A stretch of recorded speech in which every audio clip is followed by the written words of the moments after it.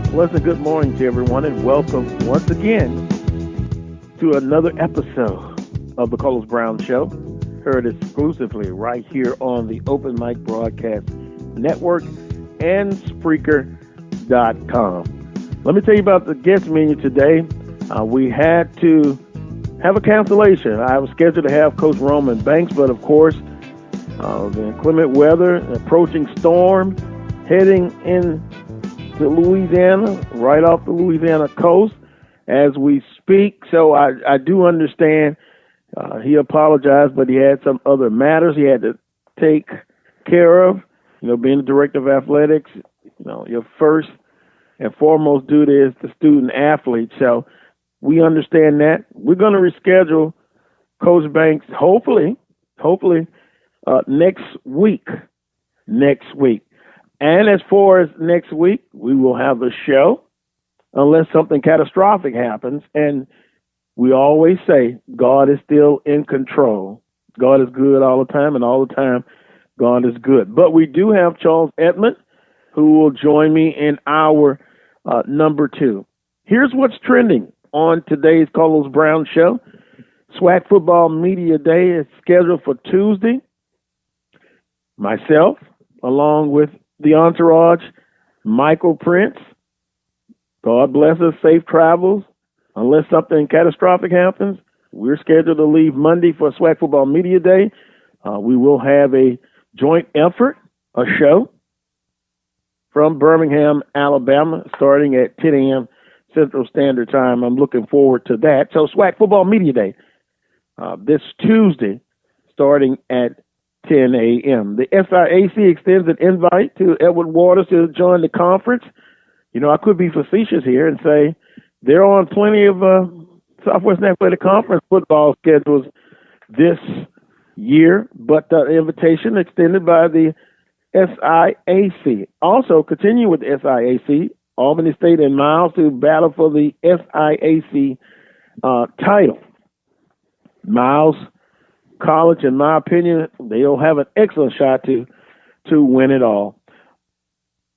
Dr. Everett Gibson, former math instructor at Southern University, author of A Portrait of Southern University, History, Achievements, and Great Football Traditions, 1880 to 2012. I learned of his passing yesterday. I'm going to really miss my buddy. We sat together for many years in the press box at A.W. Mumford Stadium. And just his knowledge on not only math, but football, and his legendary stories about A.W. Mumford. The Fruit Bowl, when Southern University played, a historical black college, of course, played a non-black football team and really took them to the woodshed.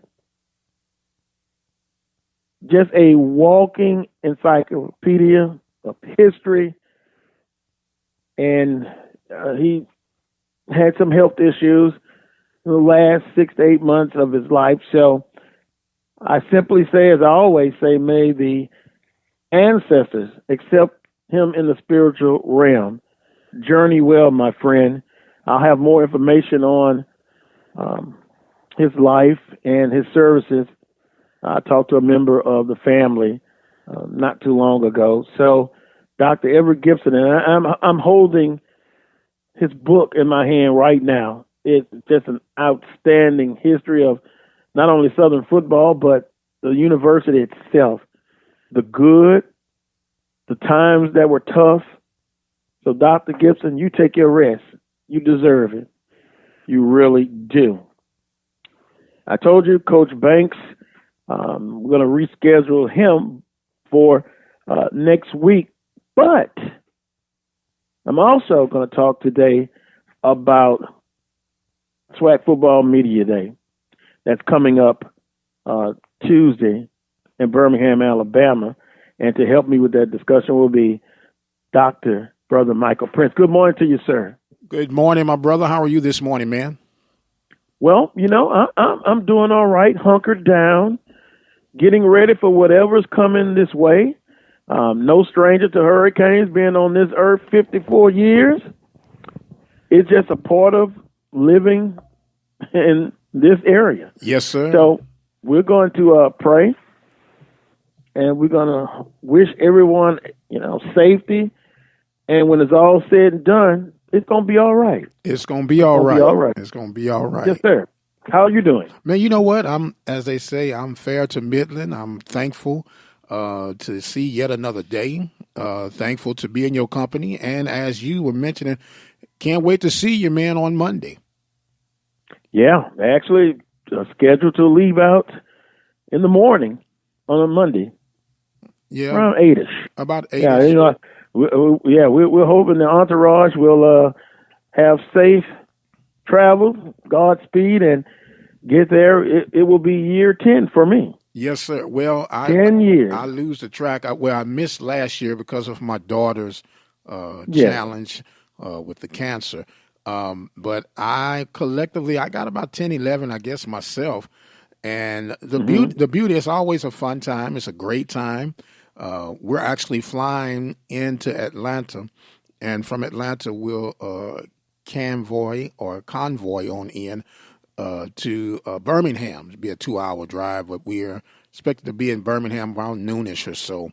And just can't wait to get situated, man, and check out things and just have a grand old time, man. Grand old time. Yeah. I understand. And speaking of a grand old time, if you want to take part in this show, a couple of ways to do it. The Carlos Brown Show at gmail.com. You can email me. Also have the Carlos Brown Show Facebook page, Facebook Messenger. A lot of people choose to interact in that way. So, with that being said, with this segment here, we pretty much, in my opinion, I can only speak for myself, others may differ, they're going to pick, in my humble opinion, Alcorn State to win it all. Coming out of the East. Now, coming out of the West, you hear different people with different opinions, from Prairie View, Southern University, and Grambling State. So, what I would like to do right now, we'll go back and forth a little bit. We'll agree. We'll disagree on some. But here's some of the big questions going into SWAC Football Media Day. Just my take. Alcorn State, the team to beat. Got a lot coming back. Strong, confident. Coach McNair does an outstanding job. He works with what he has. And with Alcorn State, Dr. Prince, there's no surprises. They're going to RPO. They're going to run the football. And as he told me last year, we basically have 6 plays. But we have variations off of it. This is what we do. Can you stop it? So for Alcorn State, I simply got the team to beat. You, sir? No doubt about it. I made a reference to Alcorn as being the New England Patriots of the Southwestern Athletic Conference. Even when they're looking depleted, they're looking plain, and then when you look up at the end of the year, they're the last man standing, and you're going like, well, there's nothing really extraordinary about these guys. They just put on their hard hat, and they go and get it done. And you have to admire that. You have to respect that. And you're going to have to acknowledge that McNair, despite what popular may think or believe, he has a bona fide system that has been a proven winner. Mm-hmm. And the biggest question that their fans are going to ask, who wants that smoke? You know what? Call me a lunatic, but I would like to be in a position again as a Southern alum and a fan of Southern University football. I want a chance to redeem ourselves. And I hear you. Now you notice I said ourselves, but the Southern University. I want to have a chance to bring the smoke. Yeah, bring the smoke. I understand. And from outside looking in, I'm in the position where you've had your chance, scoot over and let someone new try it in the likes of my beloved Panthers. Oh, yeah? Well, I'm going to get the Prairie View. But I can understand that. Yes, sir. Here's what I think about Southern University. One, development of Skelton, the Darius Skelton. He can throw the long ball beautifully. As Coach Odoms has stated, no one he's seen in a long time can throw it better, but you're not going to be able to throw it long all the time. How will his development be with the intermediate routes? Underneath, not just totally relying on your athletic ability, which no doubt you have that. That is simply going to be something you're going to look for in fall camp, the development of Skelton. And then defensively, consistently, they had a nice streak last year until they got to that championship game. What was the name of that team? Alcorn. Oh, okay. I was just checking. So defensively, consistently being able to stop the run, because I think people are still going to test Southern University in that aspect. Now, here's what I got. Then we'll get your feedback. Here's what I got for Prairie View A&M. Skill position, yes, outstanding. They have as great a skill people as anybody in the conference. But my biggest question going to be for them is the interior, offensive line and the defensive line. They simply must get better. You will not have an argument out of me at all when it comes to that.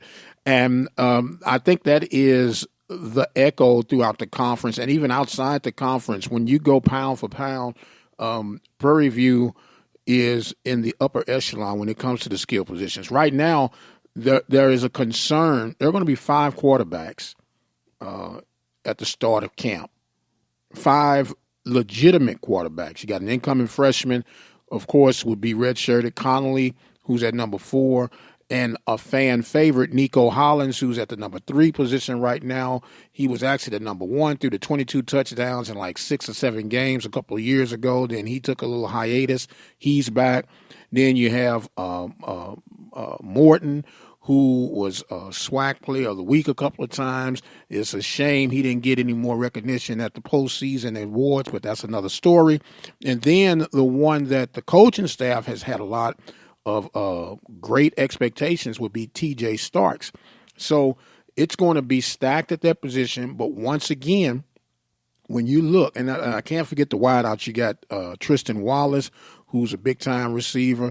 We can't underestimate DeWanye Tucker, Broach, all these guys at these skill positions, as we're mentioning. But the trench game is what everyone is going to be focused on when it comes to Prairie View. Now, just on skill set alone, I don't see the Panthers having much problem with teams they should beat. They would have enough power and even finesse to get over those hurdles. But when it comes to the Grambling, the Southerns, the Alcorns, and I'll even throw Jackson in there because of their physicality, those are the games that you're going to be really measuring to see how that interior line on both sides of the ball deal, in particular in the second half of those games.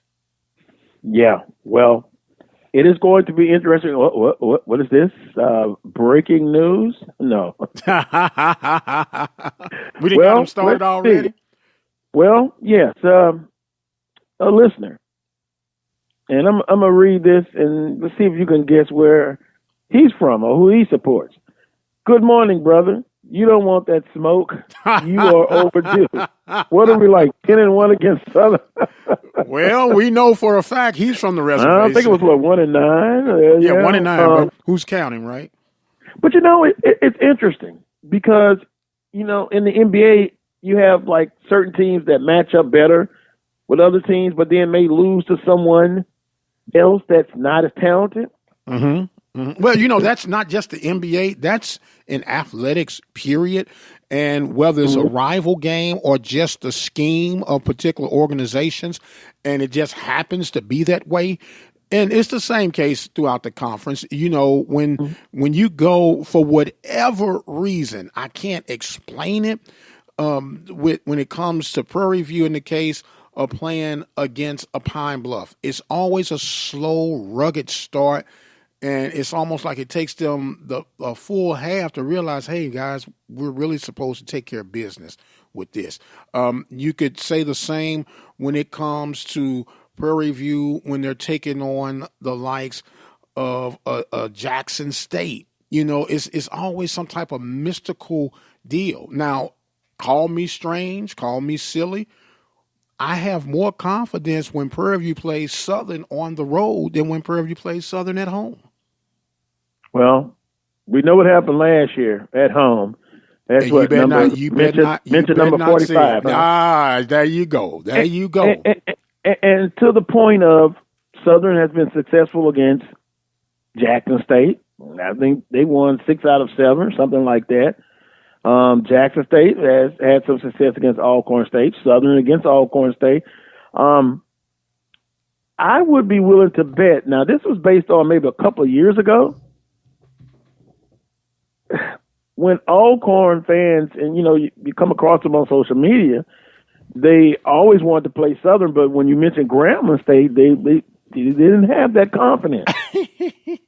So again, back to certain teams match up well, or some would say, well, Carlos is just a cycle, But in a true rivalry, you have wins and losses, Mm-hmm. So technically, Southern against Alcorn State has not been well. So does that not qualify as a rival to you then? It's still a rivalry to me, but it's been lopsided. But technically, some people have argued a rivalry is when, Alcorn had some success against Southern, but then Southern had some success against Alcorn State. But if you look at the last, 10 games, it has not been. And for whatever reason, I've talked to former coaches. It is just interesting. It is just interesting how one team can do well against Alcorn, but then another team can't. Well, Alcorn. And I'll leave it at that because I don't want it to get personal. No, it's not going to get personal. I'm going to be the neutralizer for you today. Alcorn, for all intents and purposes, has had everyone's number.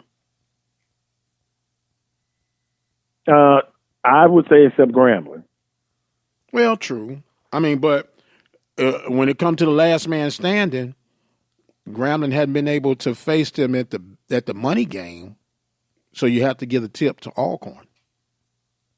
I don't know. Well, how successful? One championship game, right? Mm-hmm. Then last year in the regular season, but Grambling's had much more success than against Alcorn than Alcorn against Grambling. Well, no, I'm not debating that part at all. But when we're talking about, and everybody's going to say, well, the East is not as strong as the West. It doesn't matter how they line up. Is that I just take care of the ones that they line up in front of me to put myself in position to be at the championship game. When you look at it like that, hands down, Alcorn has been the most prolific team in the conference. Well, I know they were last year. But now, folks, if you want to weigh in on what we're talking about right now, you can give us a call if you care to do so. 936-333-5256. That's 936-333-5256. Or shoot me an email at thecarlosbrownshow@gmail.com. Here's my notes again, and again, just my notes, points. For Grambling State University, I said continued quarterback play, he continues to get better. And one thing that I didn't see last year, and I know they had a couple linemen out, but you're used to seeing Grambling being able to run that football. When I look at Grambling State, balanced offensively. So I think running game is what they're going to look to reestablish. Now, Alabama A&M. Ken Rashard was on last week. He mentioned Alabama A&M, but actually he said, watch out for TSU. Let's see, Charles Edmonds. A lot of people think this is the time Alabama A&M is going to make their move. Well, Oh, really? I think Oh, really? I I'm from Missouri today. Show me Alabama A&M. well, if you look at it under the radar, Coach Maynor has done an exceptional job with what he inherited and the situation that he's inherited. He's had those guys playing hard. When there was no possibility of postseason play, there was a big old mess and still a big old mess and shame that they're in right now. But for what Maynard has been able to accomplish, I'm not saying they're going to be the top dog of the East, but I did have them projected to finish second behind Alcorn out of the East this season. They are a hard-nosed, blue-collar approach team that gets downright physical. Well, I'm getting some feedback. A listener says, not worried about Alabama A&M. I'm not either. So, I didn't say worry about them. I didn't say worry about them, but they're going to be much I'll improved. eat crow if I'm wrong. But Alabama A&M just have to show me. And as much improved as they could be, I think it's still going to be a tall task to come out the East. But, hey, this is what we're talking about. A listener says exactly. What is he talking about? Grambling is 6-2 since 2014 versus Alcorn. We beat Alcorn in back-to-back SWAC championship games. I will repeat what I said. I said one of the most prolific teams have been Alcorn State Braves when it comes to representing themselves in the big game, because a lot of people say they're coming out of the East. And my response was, it does not matter who they're lined up against. They're knocking down who they need to knock down to put themselves in position. We had already acknowledged that Grambling had success against Alcorn, but I said Alcorn puts themselves in the position to be at the money game. That's what I said. Well, I would love Southern to be 6-2 against Alcorn State. Better than that 1-9. Better than that 1-9. Yeah, one. Yeah, we'll mark that down as you said that about 10 times. Okay. Well, if you're just tuning in, we're kind of giving our opinions on about what's going to happen at Media Day, but I'm sure, and it's like clockwork. Alcorn will be picked to win it all. In the West, I think they're going to pick Southern University, but all of this is in the paper, prognosticators, us included. But we all know that it's actually going to happen on the field. What can happen? Who can get over some adversity if it happens? You look at some of the schedules of Brother Prince coming out of the gate now. Prairie View has Texas Southern, correct? Yes.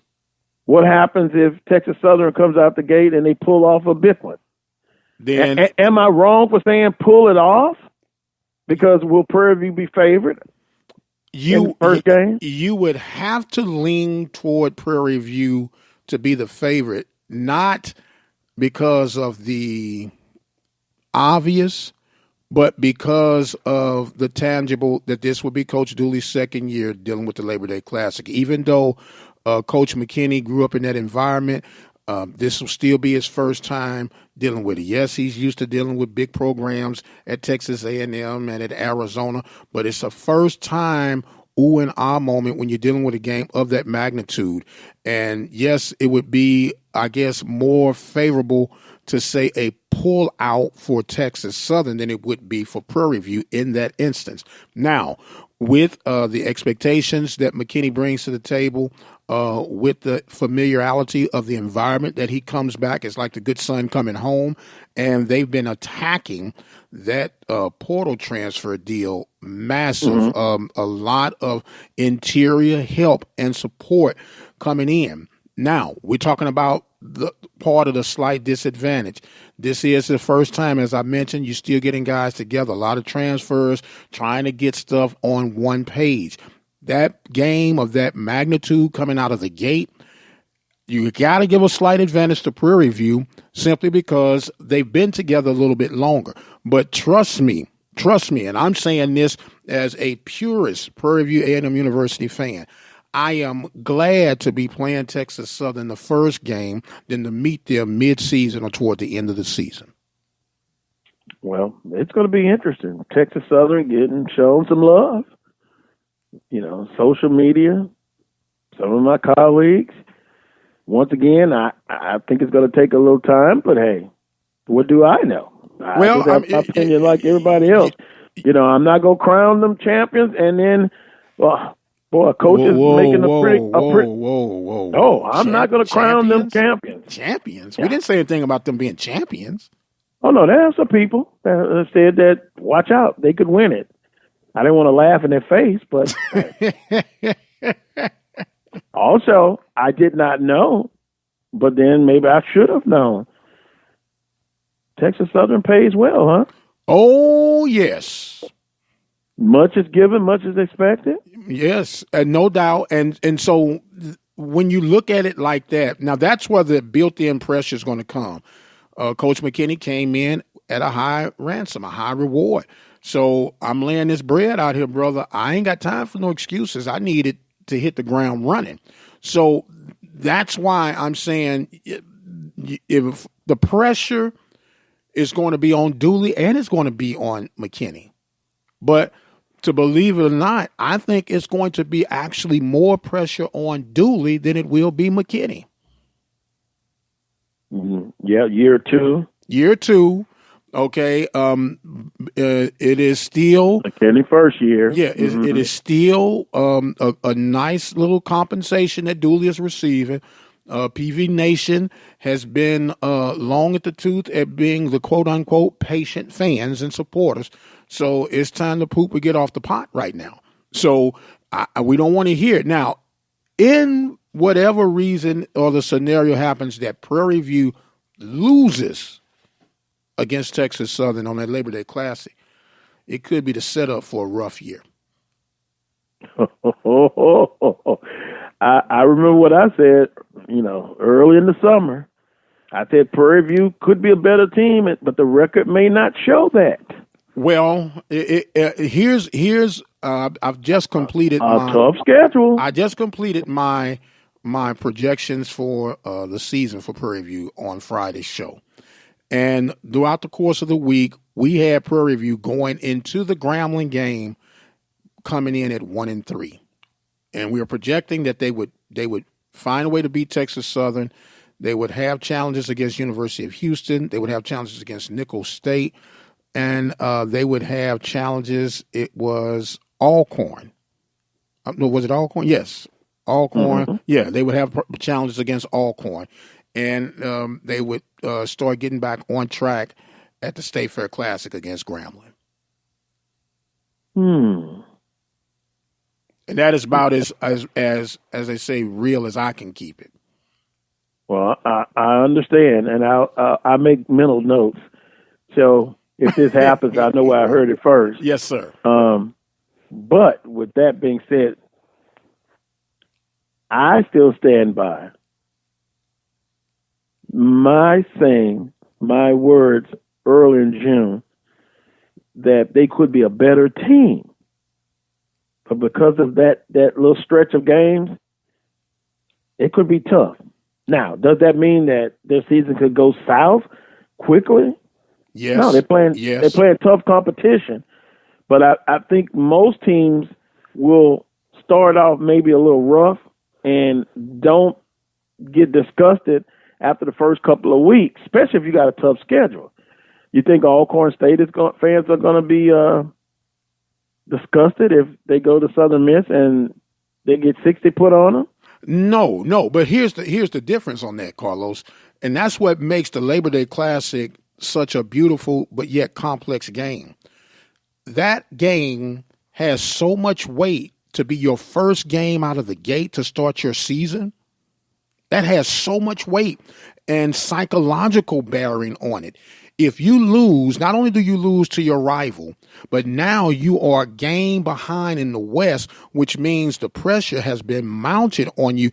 You cannot afford to lose any other games, in particular within your division. You must win the rest of your games. Worst case scenario, you would be allowed one game that you could lose within your division. And if Prairie View loses that game to start off the Labor Day Classic, the pressure has been magnified 100 times. It'll be interesting. The first game of the season, the Labor Day Classic. The last time I left off, I said Alabama and a show name. I would say the West, no doubt, is the better division.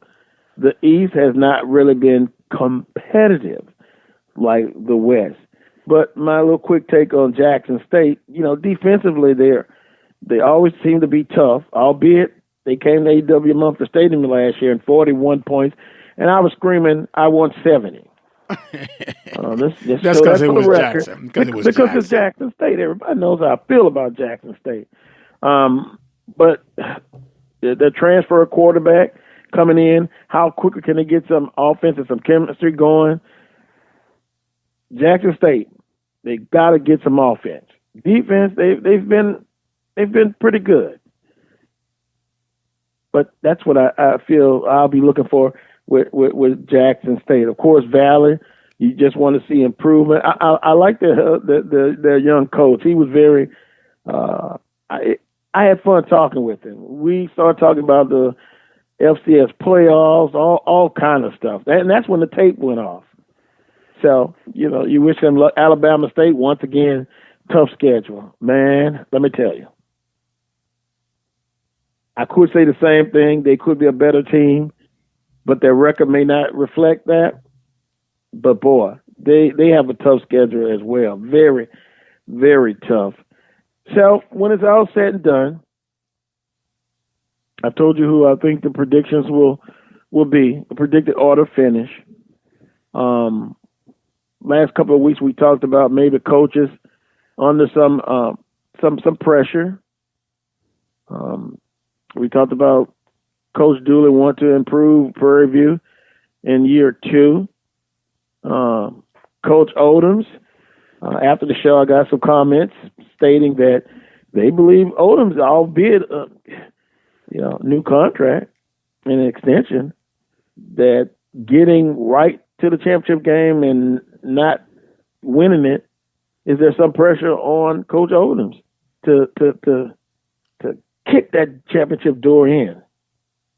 So there's interesting stories and storylines that will come out SWAC Football Media Day and will go into fall camp, which, Brother Prince, fall camps will be here very shortly. Oh, yes. Very shortly. Matter of fact, Prairie View, they're reporting on August 1st, and they'll actually start up on August the 3rd, and we'll have some specials from the network capturing the day in life of training camp for the Panthers, and we'll be hearing from Coach Dooley. As a matter of fact, he's scheduled to be on weekly with us throughout the course of the season for our in-depth coverage on Panther football. So it's all kicking off. I got a question for you, Carlos. Mm-hmm. Who do you think would be your surprise team of the year? It won't be Alabama A&M. I'm doing the process of elimination. You know, when you take the test, you got multiple choice. One always answer pick C. It's C. just not.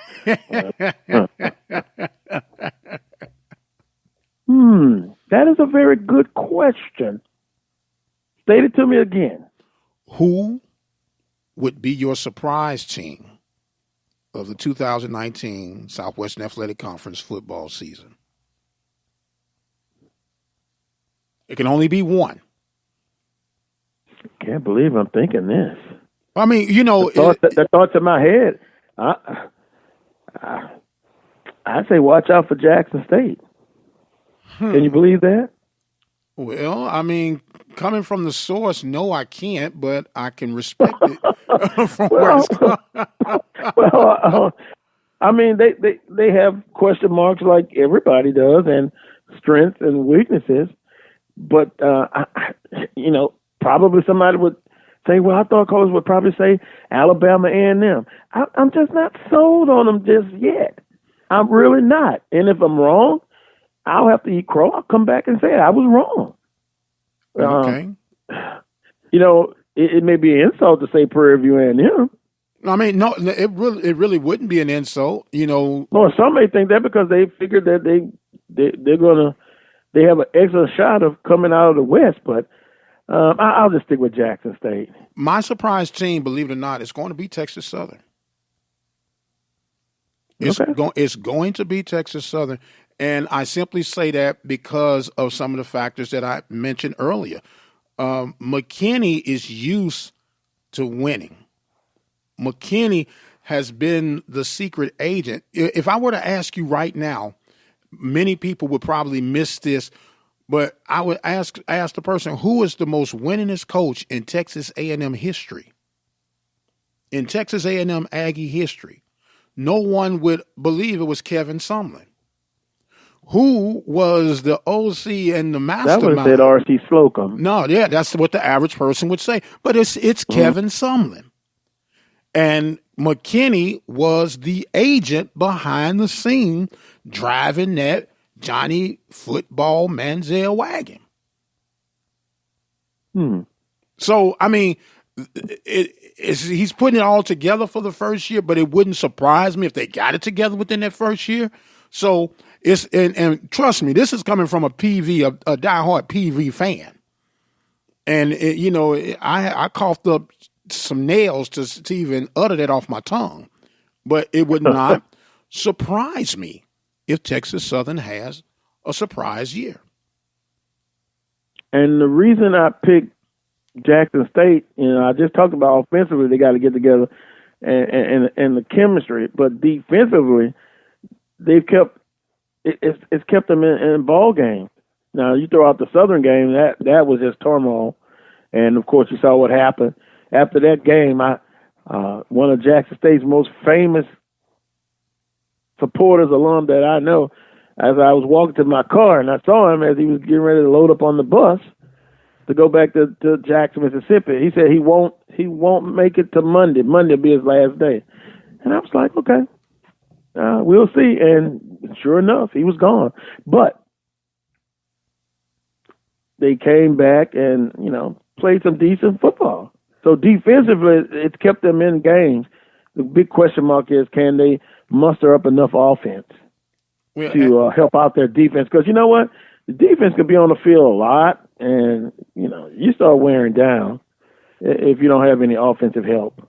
And that's the whole key. This game of football, no matter what era we end up in and how cute they try to get, it boils down to tackling. It boils down to execution. And if you can execute enough on offense that gives your defense rest, and I know everybody's the fast pace, running up and down the scoreboard and scoring as quick and fast as you can. But if you can be methodical at your approach, you can still do the spread offense and the no huddle, but eat up time as well. And I think that's what happens with a lot of these offensive coordinators. They're trying to get cute, trying to get razzle-dazzle, instead of using the clock as an ally, using your system as an ally. The beauty behind the no-huddle spread offense is when you're lining back up, you don't give your defensive personnel time to change, but it doesn't mean that you have to snap the ball within the next 10 to 15 seconds. Milk that clock down and kill two birds with one stone. But people try to get cute, and you end up shooting yourself in the foot. Yeah, because I'm a big believer, and I know everybody likes to run the RPOs and the spread offense, but the bottom line, when you get into that red zone, and then a lot of offenses rely on big plays, but if you can't get those big plays, whether you go 2 plays, 80 yards, or you go 12 plays, 80 yards, it's still going to be 6 points plus the extra point, right? Or unless you go for the 2 points. Well, yeah, that's an option too. But you at some point, can you line up in the red zone, which I call the man zone, and can you get that 3rd and 2? Can you line up and you're inside the 5? Can you just man on man run the football and get it in? It comes at some point in the game. You've got to be able to do that. But I understand in this conference it's more offense, wide open offenses, And I still think defense wins championships Well, at the end of the day. It does. Defense and an aggressive interior line on the offense and defensive side of the ball. When you just made a valid point, when we get into, as you state, as the man zone, I need to be able to run the ball, even if you know I'm going to run the ball, and not try to trick you and give you an illusional play. I'm going to line up my guys in the trenches. You line up your guys in the trenches. Whoever got the most dog in them, that's who's going to win the battle. The challenge that majority of these schools that like to run the RPOs and the spread, they're finesse style. And when it comes to being physical, they're out of their element. And when I say that, you're doing a lot of zone blocking when you're doing those RPOs and those spread concepts. But when it gets down into the trenches and I need 2 yards and I got to be able to go man up, and there's no scheme that's going to happen there. I got to be able to have something in the tank to move this dude the 3 to 4 inches to get that momentum of going forward for that 1-2 yards in a time of crunch. Anytime to me that you can't run the ball inside the 5-yard line, you have a suspect offensive scheme. That's just me. Yeah, I understand. And and of course I'm no coach, but I always believe in being balanced. Some people believe if you can throw it all over the place, you can always score points, but at some point you're going to have to be able to run the football. Now, speaking of that, I remember Southern Alcorn, the championship game, a crucial point. It was like 3rd and 1, I believe, and they were in the pistol formation. And you set and to that point, they needed 1 yard. And I'm thinking I would just line up in a good old fashioned I formation, but they didn't have to push up front. And not only they didn't get 1 yard, they lost 3. Alcorn got a tremendous push, and Well, the question is, do they even have I formations in their play schemes? Well, a legitimate I formation. You can line people up. I don't think they have it even now. But again, at some point, whatever way you've got to attack, can you be successful in a 3rd and 1, in a 3rd and 2? Also, tight ends. I think they're still a valuable asset when used properly. Yes, sir. Yes, sir. Mm-hmm. I think that is the forgotten hero in today's scheme. I think now they even call him the H-back or whatever, and they'll try to get and line up a running back who has good hands or whatnot, and they're more of a freak of nature slot receiver, what they try to use him as. But it's just, and I know we're probably dating ourselves, and that sounds like boring football, what we're talking about. But I would rather have boring championship football than sexy mid of the run football. Oh man, we look good, we're fantastic, but you're 5-6, or you're 4-7, or whatever the case may be, or you're just boring, and all you want to do, in the case of Alcorn, we got 6 plays. And 12 if you count left and right. And we're going to run it to the left, we're going to run it to the right. Here we come. But yet we're going to have a physical, nasty defense. We're going to have a moderate to above average kicking game. And we're going to beat you the old-fashioned way. And, special teams, you can lose a game or two. Yes. You can win your game or two. So, put a lot of emphasis on special team play, kickoff coverage. Now if you're kicking off a lot, that means you're scoring. Right. I'm just not talking about to open the kickoff, but you want to get down and have good coverage. A listener says, kind of back to what we were talking about earlier. He says, I'm more worried about Grambling than Southern. They have a history of winning and they have our number. Plus, they're quiet. Look out for the G-men. And you really haven't heard a lot about Graham. Again, on social media, people talking. I mean, the coaches know what they have. Right. Well, they've been hitting the portal as well. They've been if we're going on paper alone, just on bringing in. See, I don't get excited. I know Southern's in the top. Right. They're one of the top.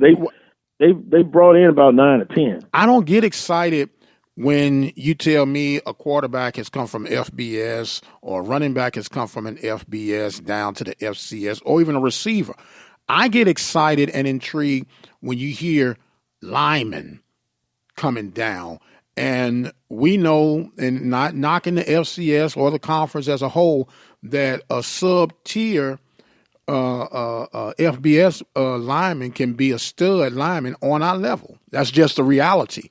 And when you look at what Southern has done, what Grambling has done, what Texas Southern has done when it comes to the interior makeup and build-up, you got to be impressed. You've got to, and even to the case, not Jackson, but Alabama A&M has been doing some things under the radar.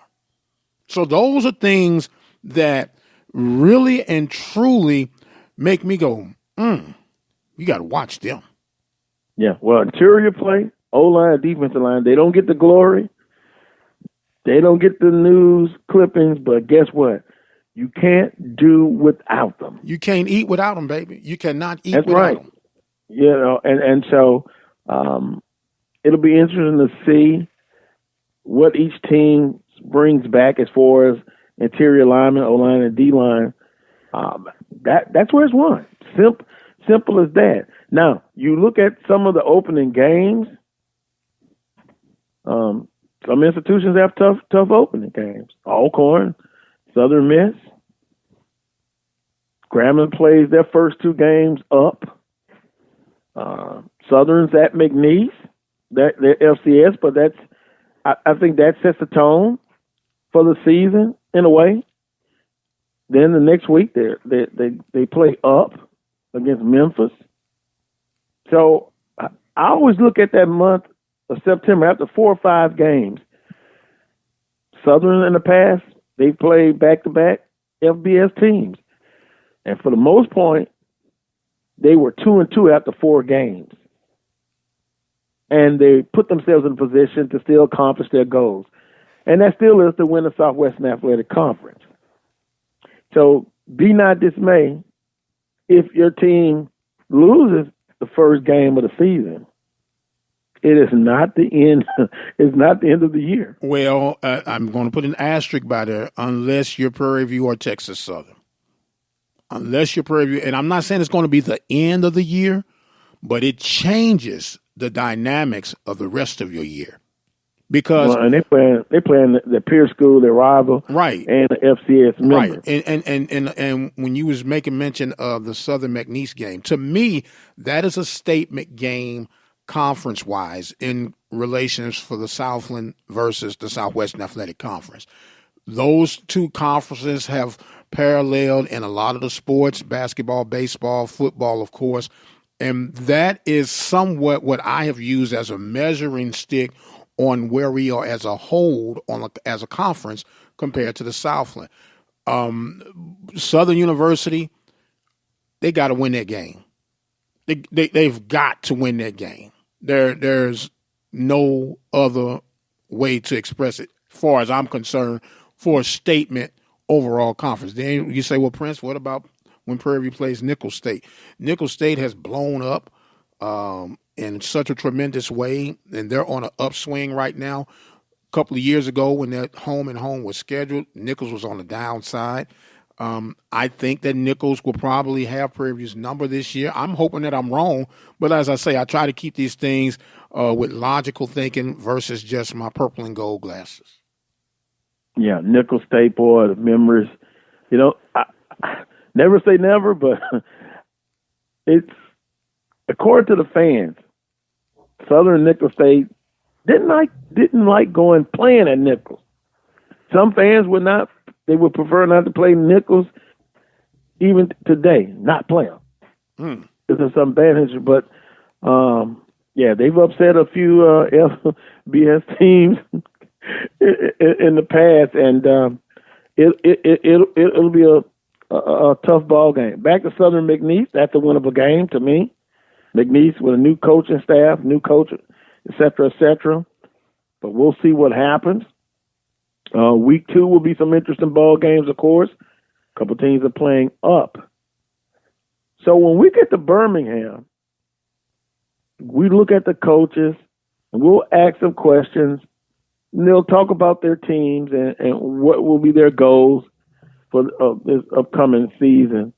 But when you talk to them, again, it is a point of some coaches will be calm, cool, and collect. Some will be funny. Some will be dead serious. Because we have to remember, coaches are humans too. They have emotions. Some are quiet. Some are more talkative. To me, it's just exciting. Getting to know them in person once again in Birmingham. I can't wait. Oh man, it's going to be as we used to say. I don't even know if they say it anymore, but it's going to be off the chain. So we're in that same age. We can relate to that expression. It's going to be a rich environment. A lot of history is going to be in that one location, and a lot of fond memories, man, and a great future that lies ahead. That'll be meeting in Birmingham, Alabama. And I know that for me, I'm like a little kid at Christmas time. You can't hardly sleep. You're checking your list, checking it twice, making sure you don't leave anything of importance or value behind while you go on this little Mecca pilgrimage, if you would, to Birmingham, Alabama. You get a chance to see, in our case, the east side, that you don't get a chance to see as regular as you would on the west side. And it's just a great time to get some of those diamond in the rough stories, the makeup of the personalities of the players and the coaches, even the ADs and the SIDs and everybody that's involved. And another thing, this is a new regime as far as conference leadership goes. This is to be the first time that Charles McClellan will be the commissioner for this one, because last time this was Dewar exit song, so it's a whole new regime coming in and a whole different perspective of looking at things. And we got the media summit scheduled after that. Yeah. Boy, my suggestion would be to consider in the future, since a lot of people are coming in Monday, it would be nice to have that media summit Monday. True. Just my opinion, just to consider that, because you have SWAC Football Media Day, and that's work, partner. You know that. Yeah. Oh, no doubt. 10 to 12, and then you get a bite to eat and stuff. And then a lot of times, a lot of people, after they get a bite to eat, if they care to do so, then they hit the road, especially if they're driving. Well, you say 10 to 12, but if anybody knows anything could be a little longer. No, it's no could be to it. For a typical production, just from the audio end, we won't even talk about video. You have to give yourself a 2-hour pre-set up window. That's just to set up your equipment, set up your sound checks, to make sure that everything is everything, and you test it before people show up, right when people are showing up, and then just before you go live, because the dynamics change on a dime, and you can have things preset and ready to go. Then you come back and something could be off here, there, and the other. So then you got to keep a continuous thing. The worst thing you can have going on when you're doing a live production is dead air, nothing being said. So you have to have plans, A, B, C, and sometimes D, to keep things rolling smooth. And then you got to catch a wind. And a lot of people, while everybody's eating, we're still working. And so by the time we get out there for what needs to be, there for the quote unquote media, it's nothing but rubbish there. So then you got to find a way to try to get you something on your belly and then do whatever needs to be done. So it's a lot involved. In other words, it's a day of work. Yes, sir. It's not a day of leisure, that's for sure. That's why I'm not going back the same day. I'm going to rest and come back Wednesday. Well, unfortunately, I'll be driving back. Well, I say unfortunately, but thank God I'm able to do it. Amen to that. And so usually I'm on the road back. Maybe the latest that I've left is 2 o'clock. And it's about a 5-hour drive from Birmingham to Baton Rouge, maybe 5 hours and 15 minutes. But then you kind of arrive back. Most of the time I try to leave like 1:30. So that puts you back like 6:30. So we're going to pray for traveling grace, Yes, sir. Yes, sir. going and coming, not just for me, but for you and all of our colleagues that are traveling, whether it's by vehicle, car, or plane. Or all of the above. Yeah, I want to say train, but now that would be neat if it was a train that just take you straight a high speed rail. Oh my!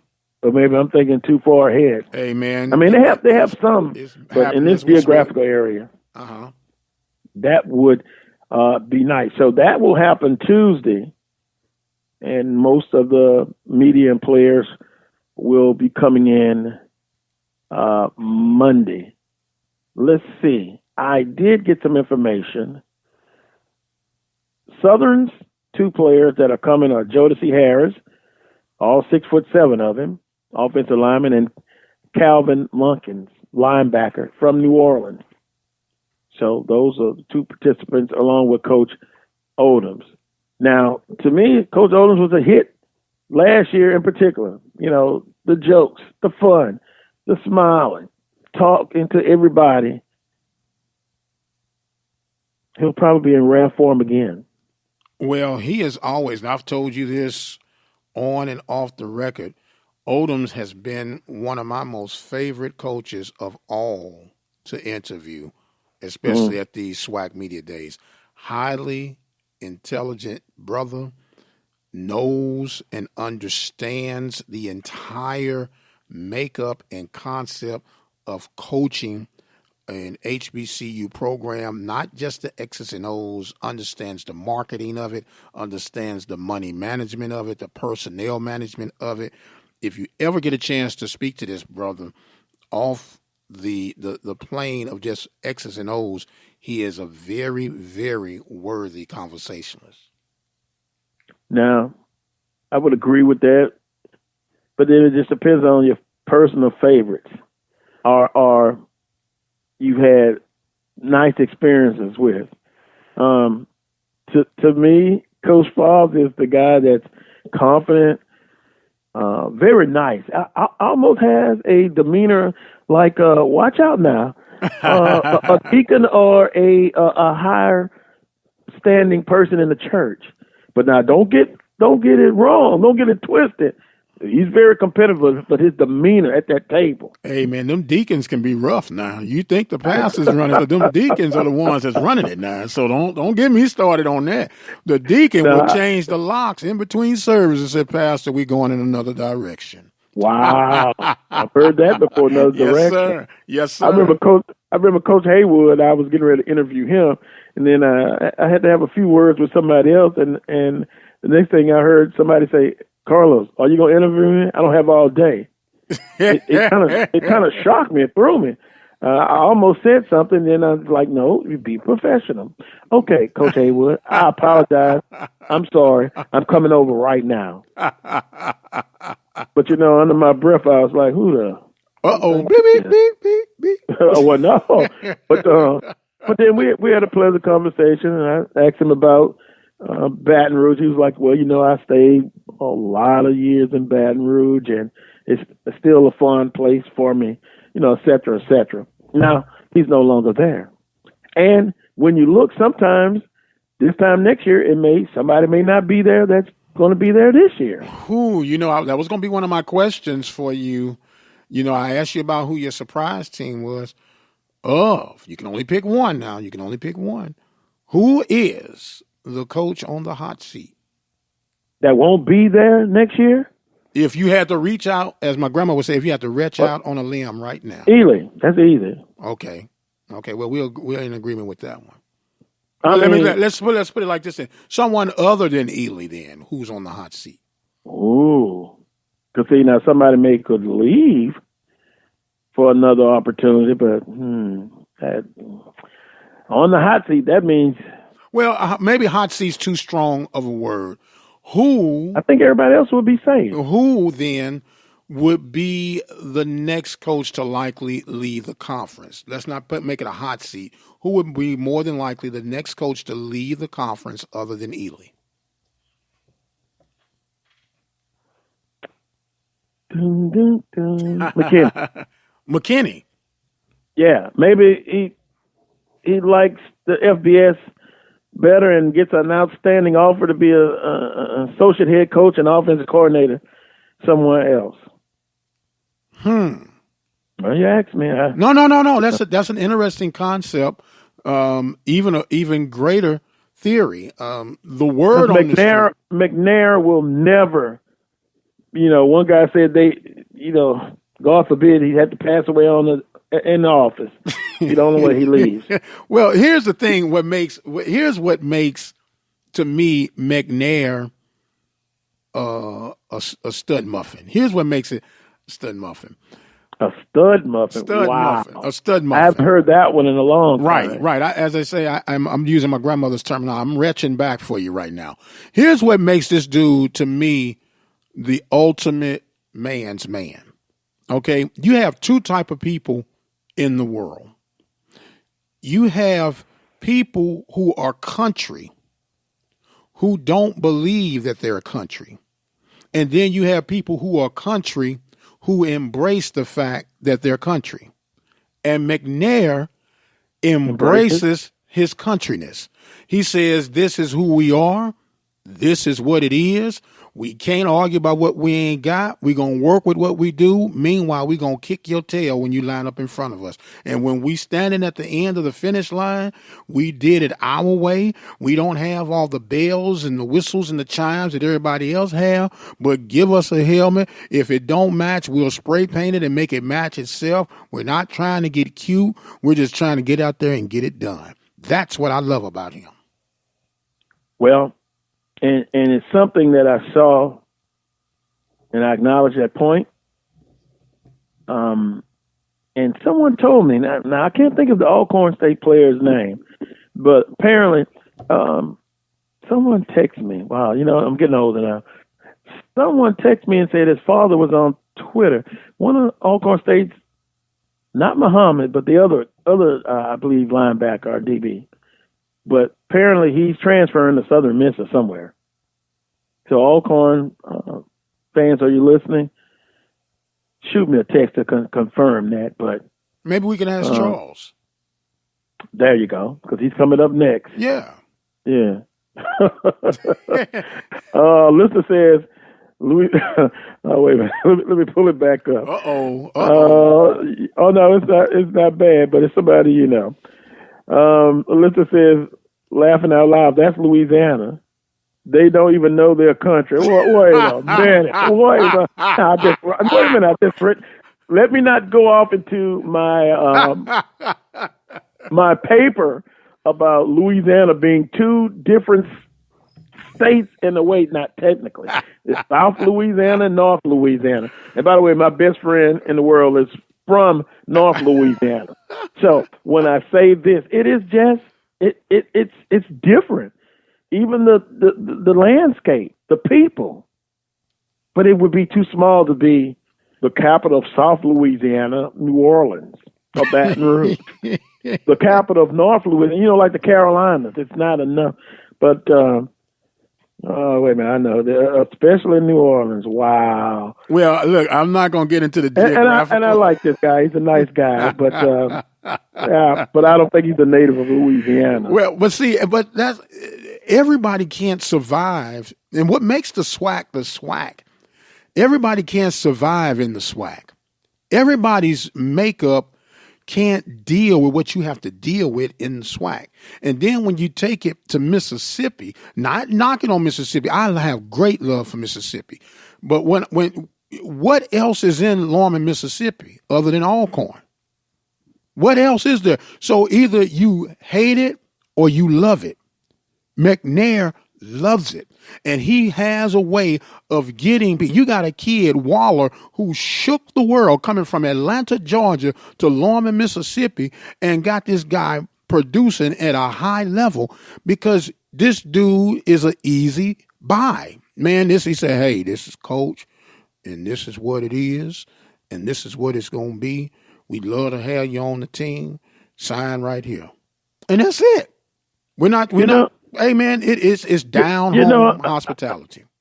Just because of that, my special project is going to be to even if it's off the record with Coach McNair. And because he is really quiet, he's guarded to me. You know, when you interview him, he's going to answer. You know, it's like if you interview Coach Kadar, you really just only have to have 2 or 3 points you want to cover, and you just sit back. He can go. Right. Well, but see, that's the Mississippian in him, man, and that's not a bad thing. That is an awesome thing. He's not going to give you. Now, wait a minute, Dr. Prince. It sounds like I know other people from Mississippi, and they're not like that. Well, what I'm saying from my experience with Mississippians going to tell you what you ask, and they ain't going to tell you no more, no less. You want to know what's today? Today is sadly. Well, what's the date? July 13th. What year is it? 2019. Well, so that's how he is. I wonder what your thoughts are about Louisiana, but no. let me do this.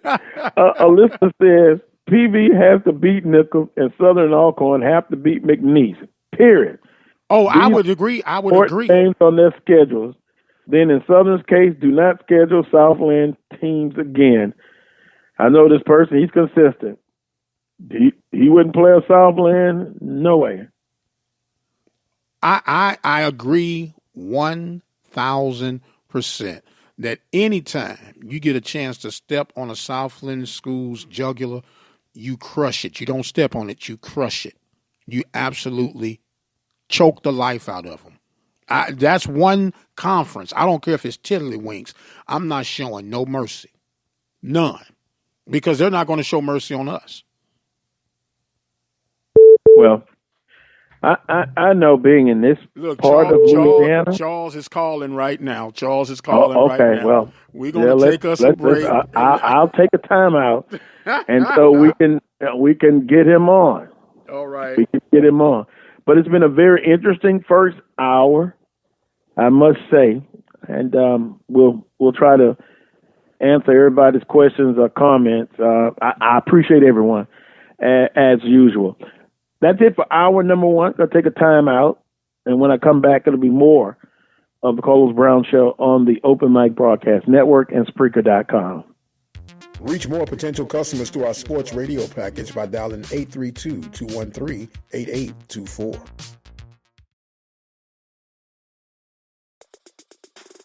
The birth of legends are storied in this conference.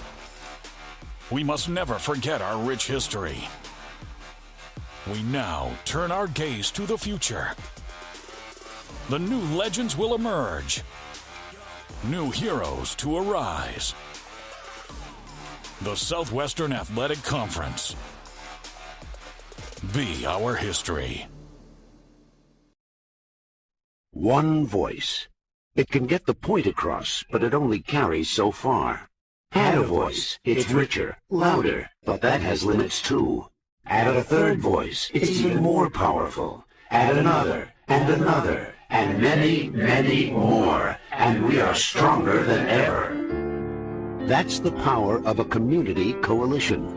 They help community groups, faith groups, civic organizations, PTAs, employers, and many others in your community organize their resources and focus them where they're needed most, like fighting to keep kids away from drugs. Ask a group that you belong to if they should belong to a community coalition. It's easy to get involved. Visit helpyourcommunity.org and they'll tell you exactly how your group can help. That's helpyourcommunity.org, because you get more when we get together.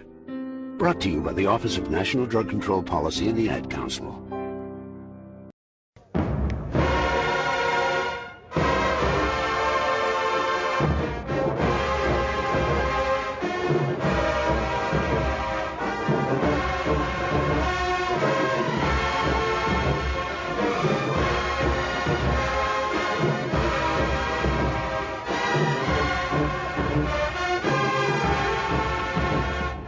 Welcome back to hour number 2 of this week's edition of the Carlos Brown Show, heard exclusively right here on the Open Mic Broadcast Network and Spreaker.com. We're going to visit with Charles Edmond of the Alcorn State Radio Network. Charles, good morning to you.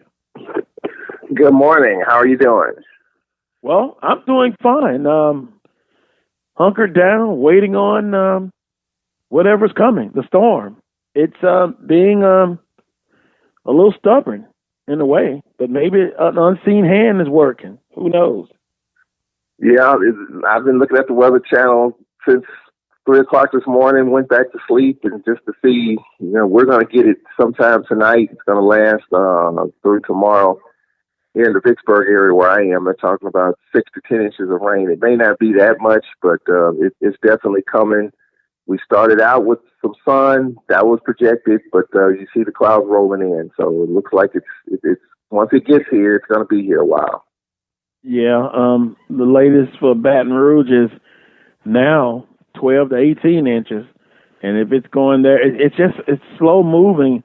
I guess for those out there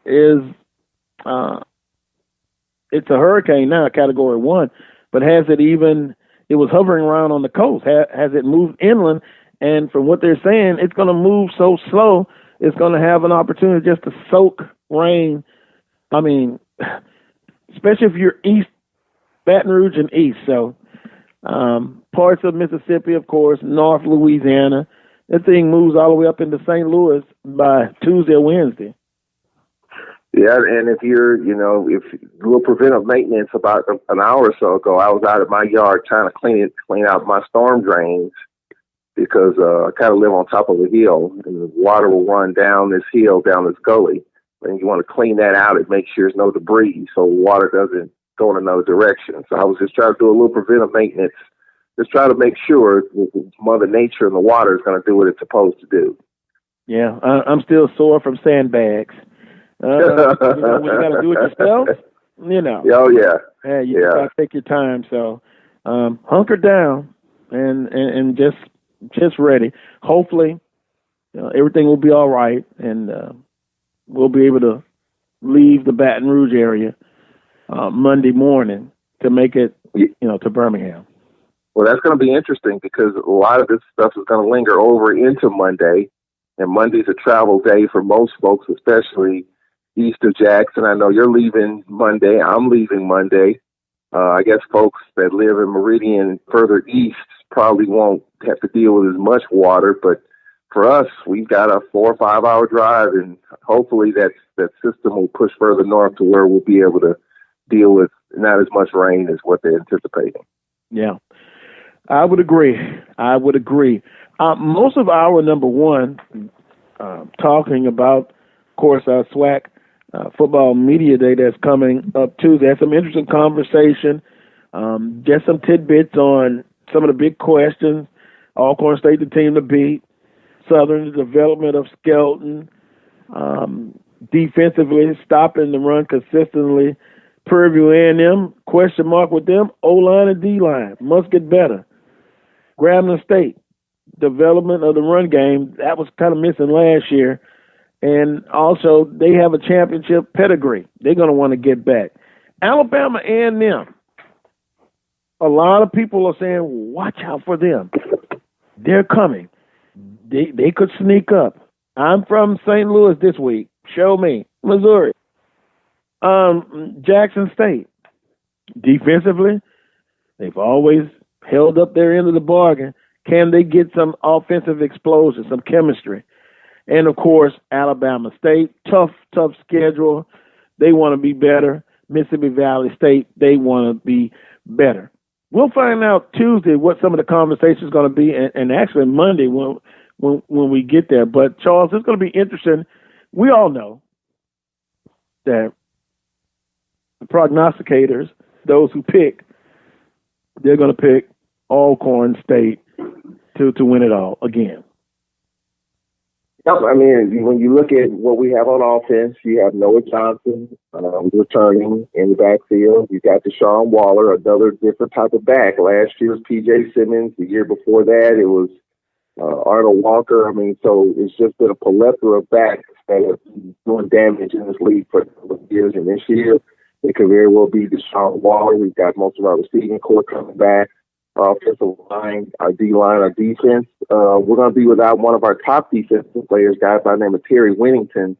A lot of people were kind of trying to figure out will he be back.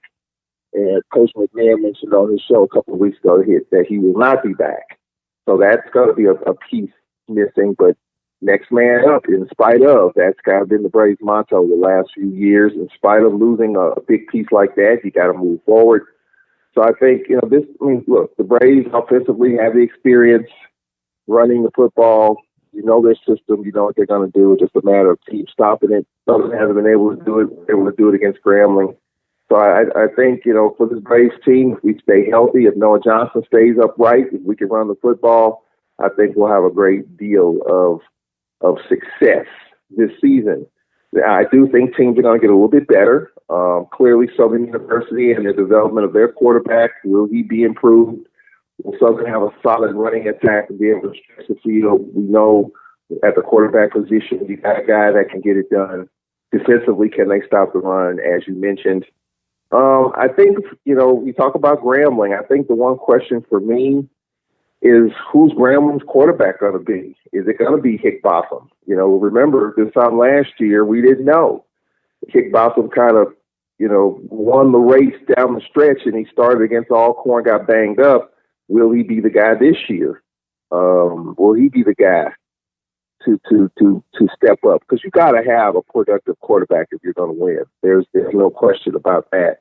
So I think those are the top three teams, and I kind of divide the conference up into the tiers. We know who the top tier teams are. We know it's Alcorn. We know it's Grambling. We know it's Southern. Then you have the mid-tier teams that are kind of not in the dumps, but haven't been able to make that leap to the top tier. Who are those teams? When you just think about it, then who are the teams at the bottom? Valley's had of it, but I guess if you have to rate the teams from 4 to 10, you could say Alabama A&M, but they kind of faltered. Jackson State's got a lot to be excited about. They got a Florida transfer at quarterback. They need a running game if they're gonna have some success offensively. Defensively, they've been pretty good. So there's some question marks there. So I think all those questions are going to be asked and answered, we hope, come SWAC Football Media Day. But I think coming out of that, you'll see a lot more questions and answers for some of these things. I noticed you didn't mention Prairie View in that next tier. Prairie View was the talk of FCS football the first month of the season. We thought they were unstoppable, but then they faded fast. That Southern loss, Southern took them in the mouth, and they never could recover. Alcorn beat them.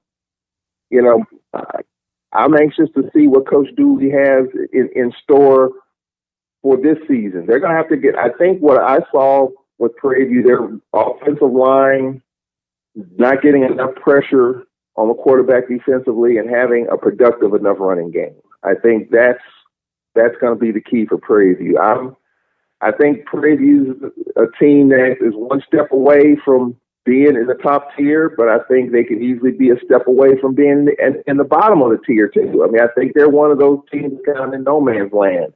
They have the talent to do it, but if you can't put it all together, then you're going to slip fast in the league, as we saw last year. Yeah, on my notes, I had O-line and defensive line pretty much maybe the consensus. But one thing that we don't know, when you go into fall camp, is everybody going to be there that's supposed to be? Hopefully there won't be any academic casualties. We've also talked about coaches and which coach, if any, are under pressure. I think it's been a consensus on this show that Alabama State coach is going to be under tremendous pressure because you look at that schedule. Remember last week you said you hadn't looked at it until last week? Yep. Tough schedule. We also talked about the early part of the schedule. If there are a couple of losses, it doesn't deem your season to be unsuccessful, but it's just now a smaller chance to kind of get things better and get to working, because ultimately it's still the goal. Number one goal is to win a SWAC championship and get a chance to host the SWAC football championship. I think you would agree with that. Oh yeah, I would. I would. A couple of early losses, what it does is it relegates you to doing a little scoreboard watching. One of the things that the Braves have had successful with in winning 5 straight division titles, they've been kind of playing from the front. Now, I believe last year we had a loss early, or maybe the year before last, we had a loss early, and then we got a little help because Alabama A&M lost the game, and that put us kind of back in the driver's seat. But if you lose a couple of conference games early, one loss you can kind of stomach it, and you just look at the East and West division. In the West, it's been down to Southern and Grambling. 1 loss, 2 losses. That one game, the Bayou Classic, has determined the Western Division, whether one team's undefeated, both teams undefeated, both teams with a loss, one team with 2 losses, one team with 1. It's been that kind of dynamic in the West the last few years, and it's been down to the Bayou Classic. In the East, Alcorn has won the big games and have been playing from the front. They've had a stumble here or there, but they've had a little bit of a cushion to be able to withstand it, as other teams have lost as well in the Eastern Division. But last year, what we saw was that Jackson State, look, A.D. Ashley Robinson rolled the dice, got rid of Tony Hughes, hired an interim coach. They won a couple of big games, and boom, next thing you know, it was Jackson and Alcorn for the Eastern Division. Will that be the same thing? I predict Jackson is a solid 2 seed in the East. They got a pretty interesting schedule as well, playing in that SWAC MEAC Challenge to start, of course, at Tennessee State. But, it's going to be interesting to see if Jackson State can build off the momentum from last year. So you got 2 different divisions, 2 different dynamics. In the East, in the West, it's been a 2-horse race for years. I think that will continue. I think Prairie View, unless they can get more offensive continuity, I think will be probably in the middle of that West again, a 3 seed. I do see UAPB finishing ahead of Texas Southern only because Cedric Thomas, the head coach, is in year 2, and you've got McKinney, who's the highest paid coach in the conference. And I know Dr. Prince talked about the pressure on him because of the money he's making in great part. I get that, but you got to give a coach an opportunity to succeed. He's making big bucks. I think it's going to take a little time. So I would put, UAPB in 4th in the West, but I do think they'll surprise some people, I think UAPB defensively will do a lot better. So I think there's a lot of storylines going into media day in 3 days, and I'm looking forward to talking with all the new coaches and some of the grizzled veterans, and we'll see how it all shakes out. What is, either one could answer this, what is his salary? Over $300,000, I think, McKinney? I heard 3.5. I think Dr. Prince actually gave a figure a couple of weeks ago. 350, between 340 and 350. Yes, sir. 340. And that's based on what showing you up, think? Showing up. Showing up. I thought you were gonna say because he's, Oh no. Well, FBS program. Well, he's coming. You got to look at it now. He's coming from an FBS program. And the old saying, if you don't have confidence in yourself, how you expect others to have confidence in you? So at the negotiating table, you can't get upset with a man who gets his price. If that's what you're asking for and they agree to pay it, then to God be the glory. But that's what his pay. That's what his pay is. So my saying is, okay, I'm going to pay you this much, and I'm going to give you that much. I expect to see some instant satisfaction, not over the top, like I said, not a championship, but I want to see better than 3-8, 4-7. You understand what I'm saying? Haywood was making $300,000, so there was a $50,000 upgrade.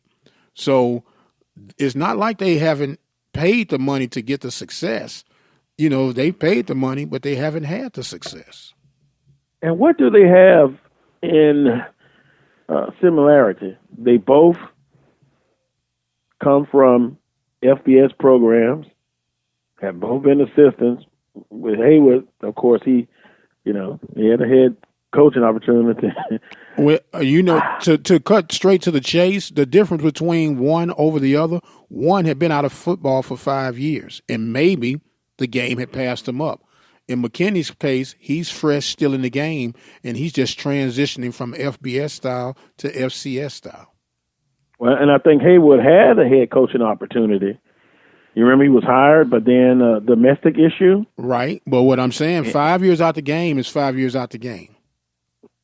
Well, I'll just say this, and I'll be blunt. If that's what they're paying, hey, I'm happy. You live in a capitalistic free enterprise society, that's what you get, but it's not a big honeymoon period, grace period. Mm-mm. To whom much is given, much is required. Yeah. So best of luck to him, but you can't ever accuse Texas Southern of not paying well. Well, no, that's what I'm saying, and that's to me that team of surprise we spoke about in the first segment. It wouldn't surprise me if McKinney comes out the gate blazing, okay, because of the expertise he's bringing in, because of the salary he's getting, because of the expectations for that program. You know, this is not their first rodeo at investing heavily in football, and it's time that they start seeing some returns on their investment. Well, let me throw this out there, and I was thinking about this the other day. How many first-year head coaches in the Southwestern Athletic Conference have come out of the gates blazing in their very first year? You look at Jay Hobson. His first year, they based on what the previous year, Pete Richardson, Jay Hobson. Now, Dawson Odoms was hired as an interim, right? And took over for Stump Mitchell early in the season. His first full season as head coach at Southern, how did he do? I mean, you look at guys like Rick Comegy at Valley. When he left, of course, was hired at Valley. You look at Haywood. You look at Anthony Jones at A&M. You look at Monty Coleman at UAPB. I mean, we have in the last 10 years, how many first-year head coaches have come out of the gates blazing in this league? There haven't been many. Willie Simmons. Willie Simmons. So there's been a handful. And here's why I say that. Now, Willie Simmons came out blazing. Willie Simmons was given a comparable salary. Willie Simmons was not paid above any other of the existing coaches out of his first year. So great expectation is given. If I'm going to lay out the cash, I want to see a return. I don't want to hear no excuses about this ain't right, that ain't right. I'm paying you top dollar. If we want to do a step ladder program, then I'll pay you according as you increase, then we'll increase the pay. But what I'm saying, Texas Southern had the money to pay it. They paid it. As a result, they got the man they went after, who they wanted the first go around. So that's why I'm saying the pressure is on, not to the point that they're going to go out and change the locks on them after the first year. But you've got to come in with some of the pieces that you were inheriting, some of the pieces that you've added from the transfer portal. There is no room and there is no time for wait till next year. We got to get it done now. That's the urgency that I'm feeling and getting out of the Texas Southern camp. Well, for me, I mean, this is just my opinion. Let's just say Fobbs came out blazing. So I mean, it does happen. But probably a 60-40, it doesn't happen. I mean, if we can name 10, we've named 10 right there. 6 have come out blazing, 4 haven't. All I'm saying is that if it doesn't happen, like you said, they're not going to fire a coach after one season. And I understand because of the money. I understand because of the money, the high money amount, the high expectation. I just think that reality says that more times than not, that, I mean, if TSU beats Prairie View and if they could make some noise in the West and they go 5-6, I think that's money well spent. That's money well spent. That's money well spent. So but if you go 3-8 and lose to Prairie View and not be competitive, I think there'll be a little bit of noise. There's going to be some rumble in the jungle, baby. That's for sure. Now, Charles, you just made a point. You just made a point. You said 6 out of the 4 or 6 out of the 10 conferences, and no disrespect to the other conferences, but I can think of the 4 conferences right now that if I hired a new coach, I'm not expecting much out of them. Well, I was saying we named 10 coaches in their first year that did well. 6 of them did well, and there were 4 that struggled. Right. And so, I mean, and what I was saying, the point I was making, that of the 10 conferences, school conferences, if all of them went and got a new coach today, There are 6 programs that would expect to be competitive, and other 4s would be thankful just for being in the neighborhood. From the past results of the football programs. So, and so if we had an even playing field, let's say all coaches were getting paid the same equal amount, you would still have 4 programs that would say, well, I hope we do well. And there are going to be 6 of them say, we better do well. And he happens to be in that program or in that echelon of they better do well, because it's not been of lack of spending. You know, each campus, each university has their own unique challenges, but we've put our money where our mouth is.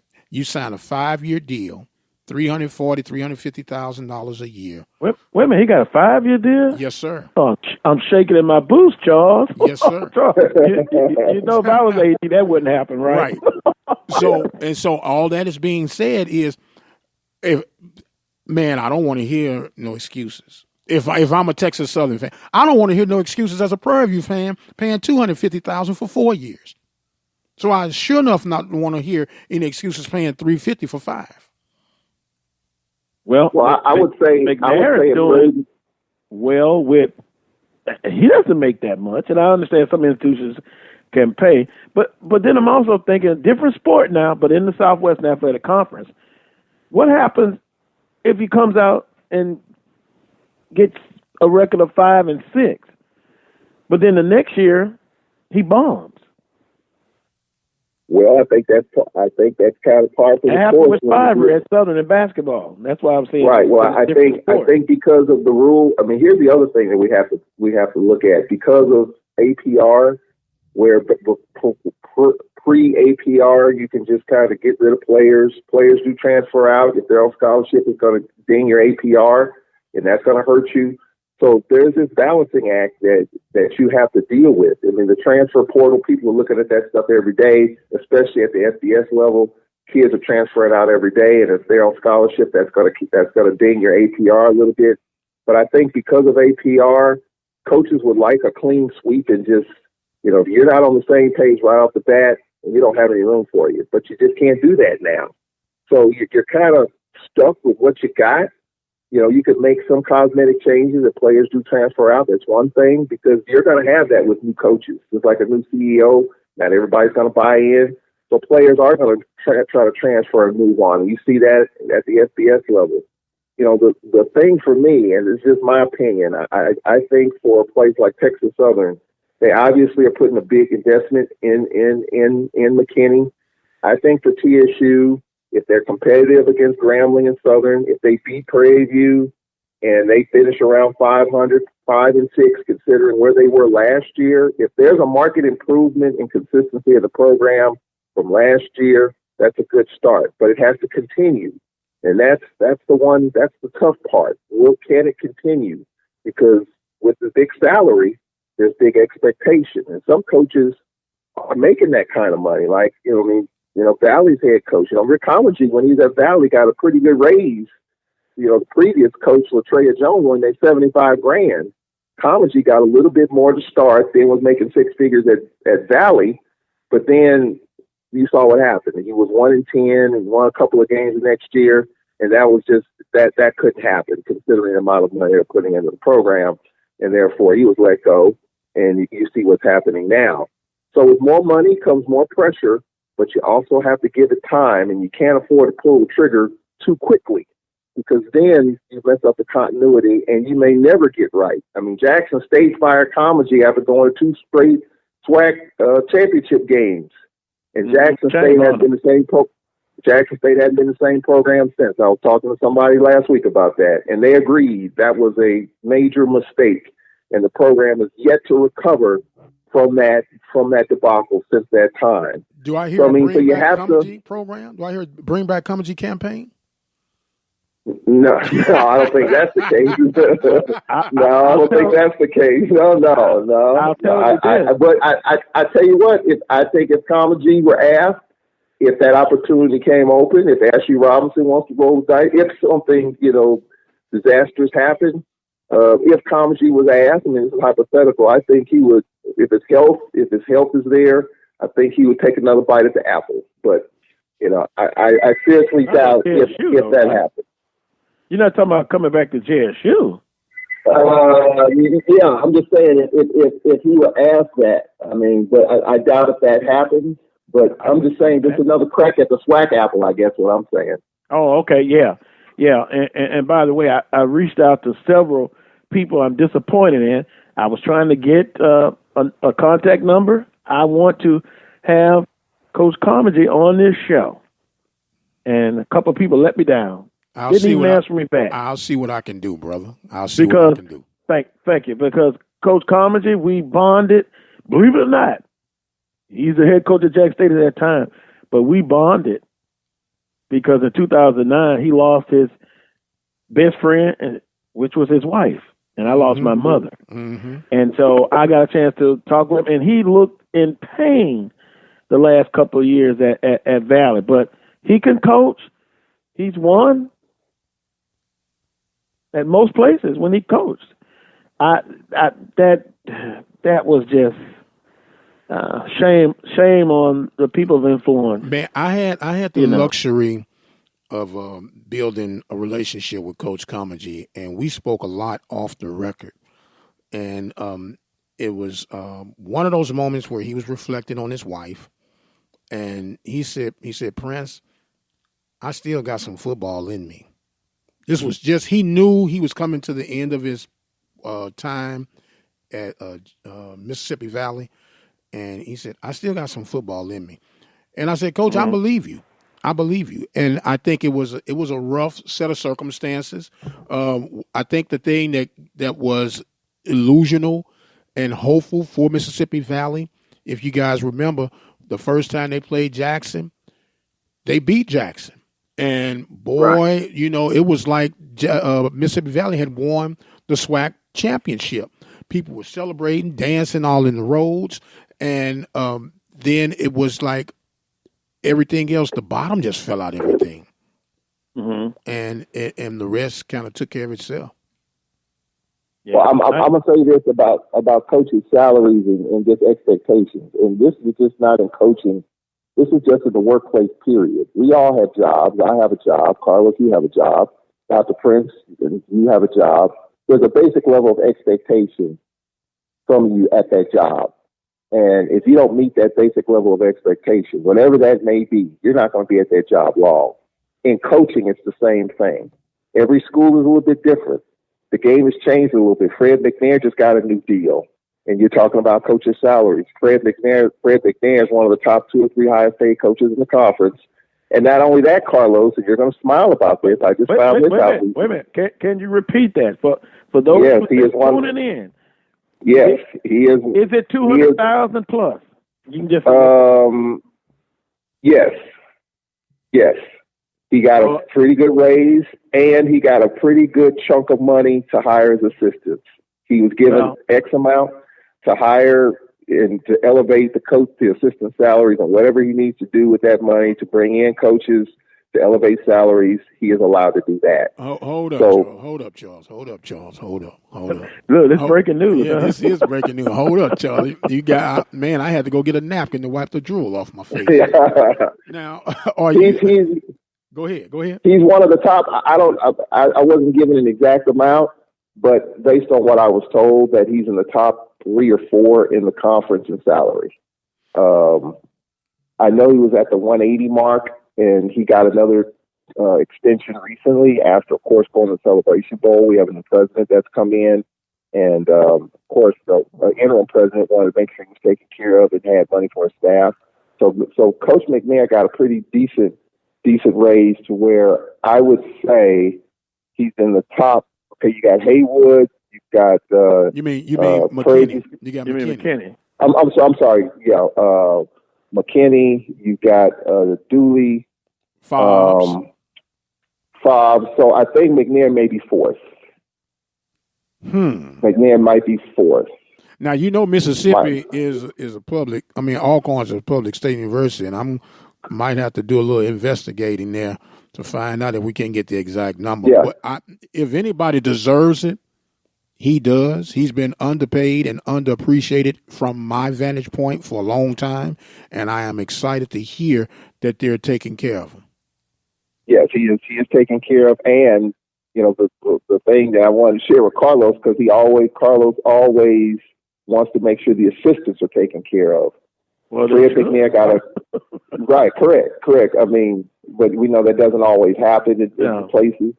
But McNair, from what I was told just 3 or 4 days ago, got a pretty good chunk of money, and they told him, "Hey, coach, you've got this amount of money for your assistants. Do what you need to do."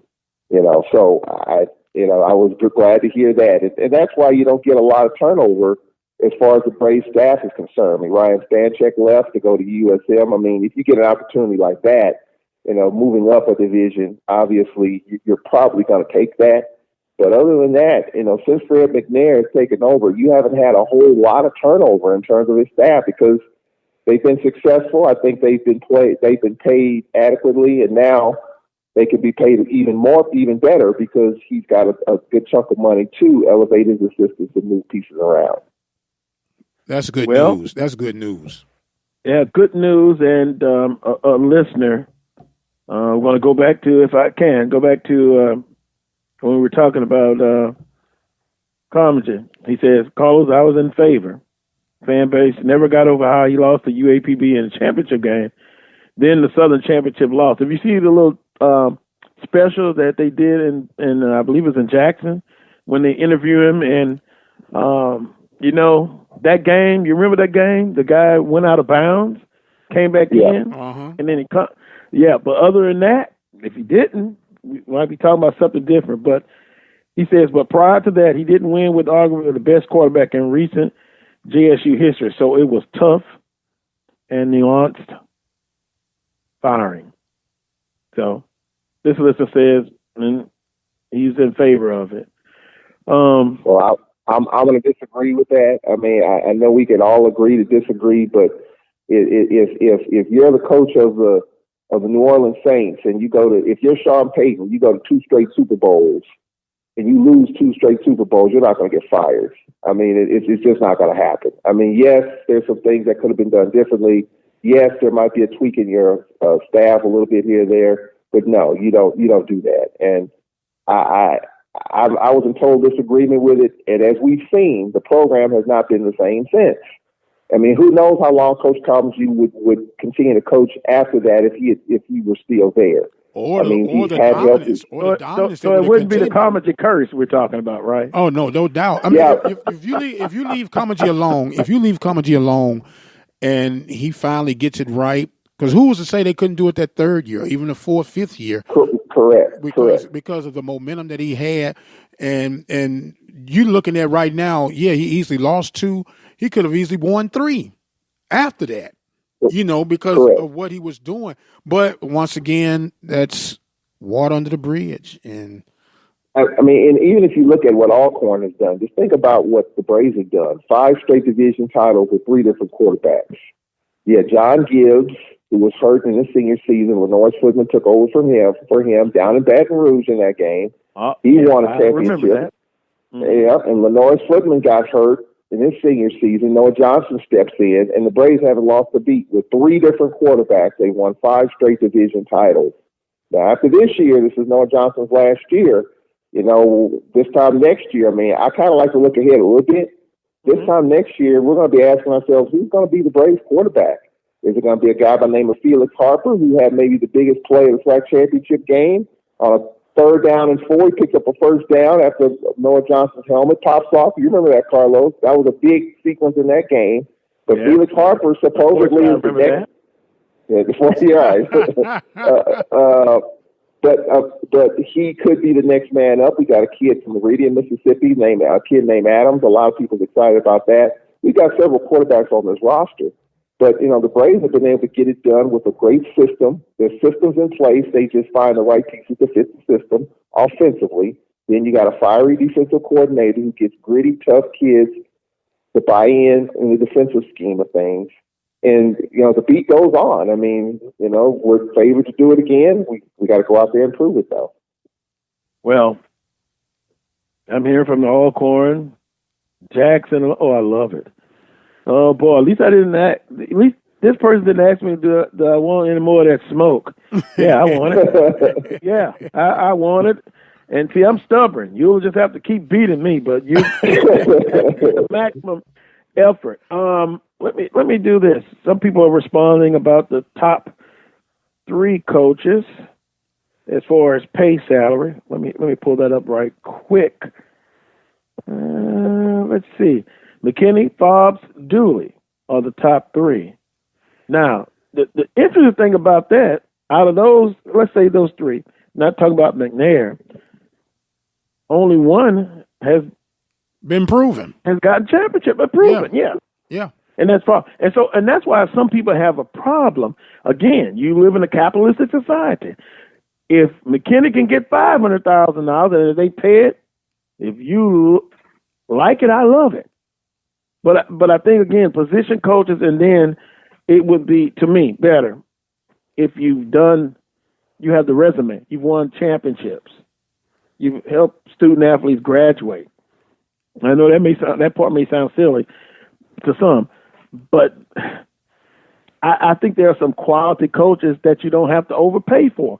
So I guess the question is, are some institutions in this conference still overpaying? And the joke was when I interviewed Sam Goodwin one time, and then McNeese State coach said, I'm coaching in the wrong conference. I should be in the Southwest Athletic Conference, because some of those were getting $80,000, $90,000, and then this is a little time ago, starting, compensation pay. Well, I think in a lot of cases, even if you look at the FBS level, Dabo Sweeney just got a 10-year, $93 million contract. Well, now, would you say that is he being overpaid? 10 years, $9 million a year. Some would say yes. A professor would say that at the A professor would say that. But even if you just go to the world of college coaching, because what's going to happen is that's going to raise the bar for other programs. Nick Saban is where he is. He'll probably get a few more pennies, but then that's going to elevate other major coaches like Ohio State, Michigan, and others if they do well. But then if you look at the SWAC, the SWAC doesn't exactly, buck the trend in terms of, okay, so now you're paying a coach $350. Does that mean that other programs like Jackson State, like Alabama State, are they going to pay their coaches more because McKinney just got more? You don't see that because, in my opinion, most of those schools coaches are getting paid with university state dollars, in which you can't exactly do that. You could, but there could be some pushback because academic money is paying for athletics. So, Texas Southern obviously is flush with cash. To me, it seems like if they're going to pay that kind of money, obviously they have the money. But is it going to elevate? Let's just say, for example, the Dawson Odoms, who just got a new deal, by the way. I need to break the so go ahead. And I only say that because he just got a new deal. Okay.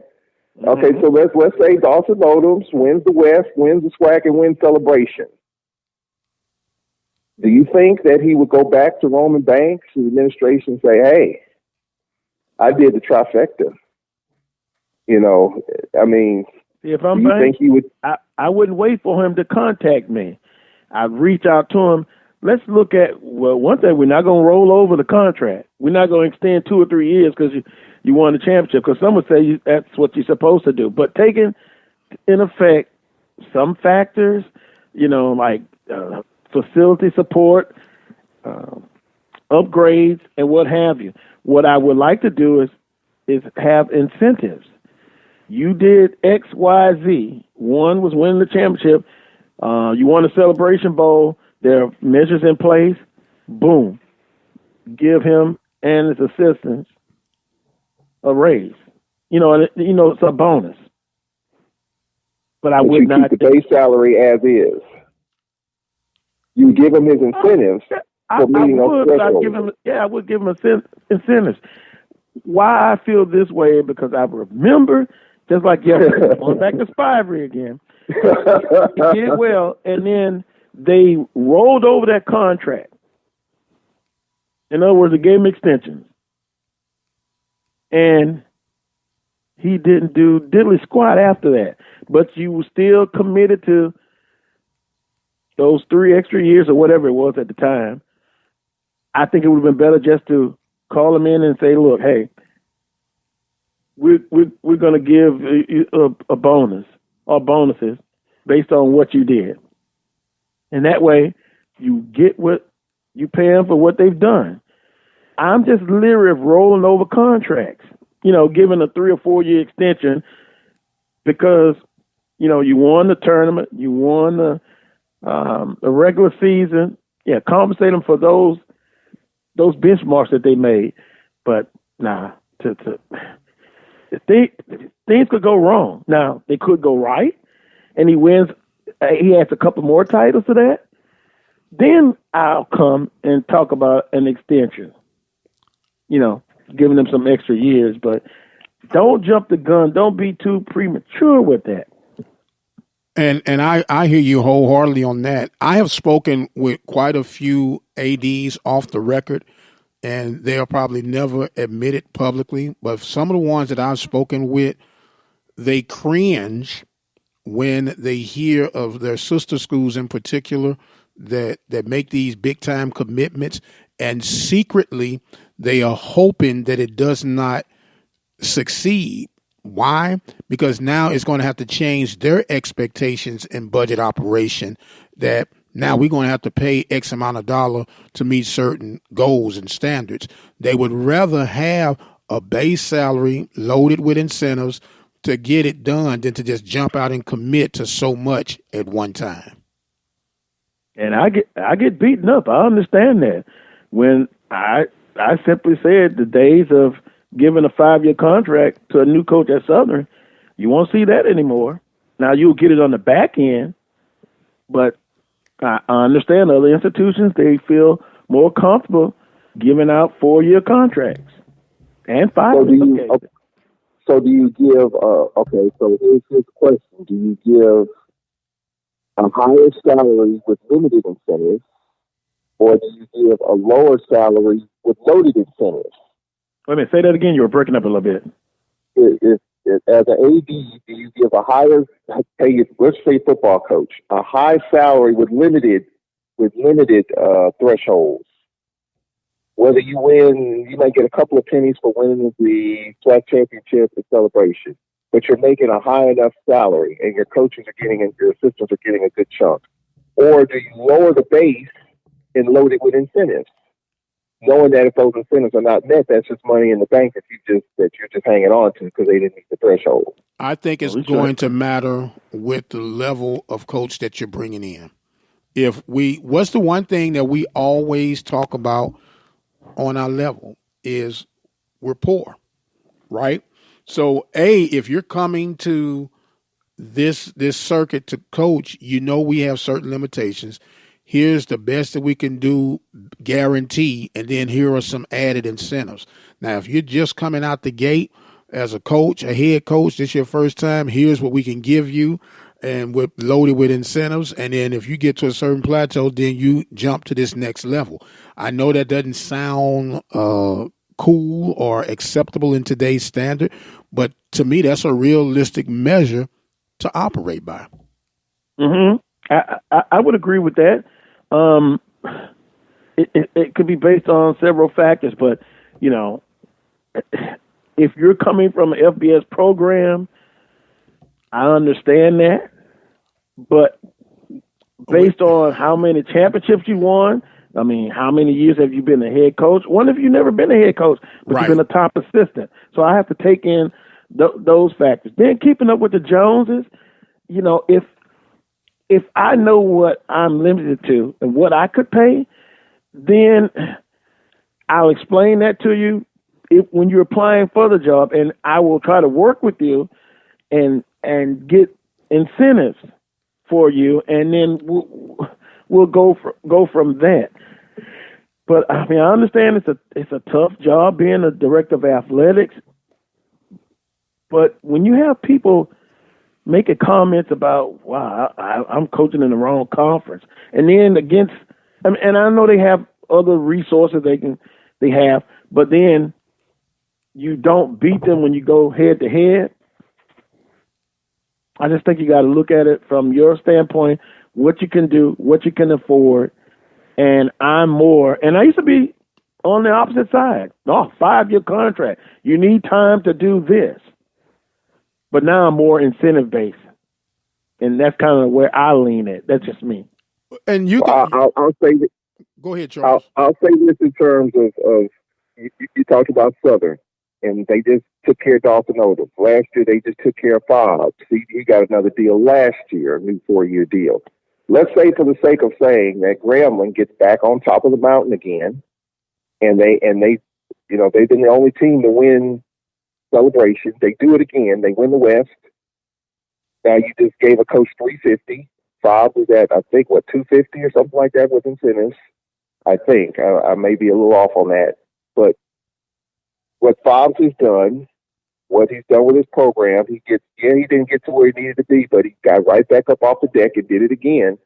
And I guess what I'm saying is that, are we at a point in the SWAC? And I'm gonna answer my own question and say no. But for the top tier teams, like that could have the money, like Southern, like maybe Alcorn, like Grambling, like Prairie. Southern has a lot of money, but go ahead. Well, I'm just saying, but they just took care of Dalton Odom, though. And that's why I brought up that example, because Jackson and Funches. Mm-hmm. Well, Jackson hasn't gotten there yet, and I don't know what their coach is making, but I do know the previous coaches were at $260, and they were the highest paid coach in the conference for many years, up until I think maybe Willie Simmons took the job at Prairie View, and I think that changed the whole dynamic.